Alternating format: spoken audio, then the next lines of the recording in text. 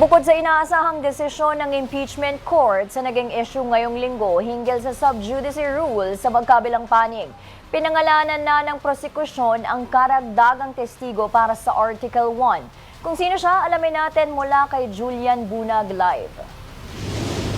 Julian?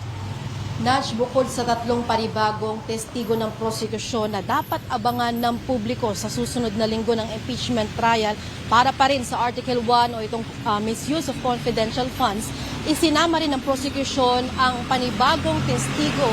Yan ay sa katauhan ni Limuel Ortonio.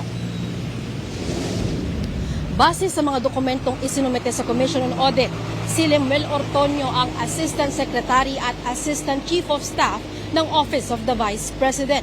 Sa testimonya ng dalawang co-officials na si Roderick Wamil at Sailin May del Campo, naging malinaw ayon kay Prosecutor Terry Ridon na naipakita ang dahilan bakit inisyuhan ng ahensya ng Notice of Disallowance ang confidential funds ng BICE.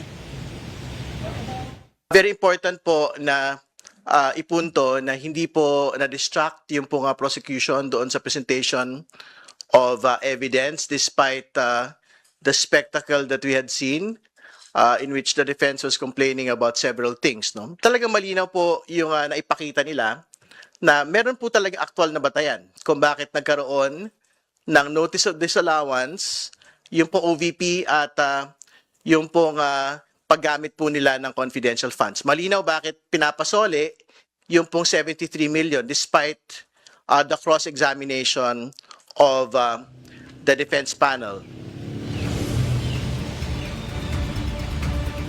Sa usapin pa rin ng pagpapatupad ng sub judice rules sa impeachment court, naniniwala ang prosekusyon na kung istrikto itong ipatutupad, dapat ay pantay-pantay ang maging pagtingin sa lahat ng papayagan at hindi sa ilalim ng isyong ito.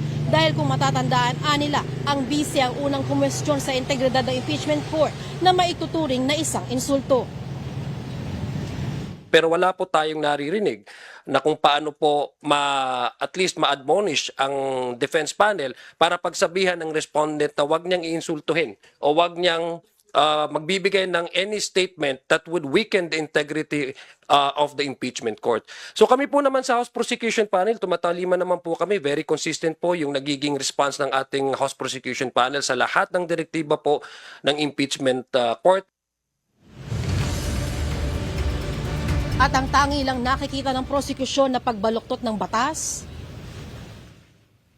Sa ngayon, ang nakikita pa lamang po natin ng bending the law ay yung pagliliquidate po nila ng confidential fund. So other than that, wala na po tayong nakikita na bending the law. Iginiit din ni Prosecutor Joel Chua na hindi nila maiwasang ipaliwanag dito sa publiko ang nagiging takbo ng trial, lalo na sa kanilang mga interview dahil ito rin ay kanilang paraan para labanan ng fake news at maayos na maipaliwanag sa publiko kung ano talaga ang nangyayari sa paglilitis. Nudge?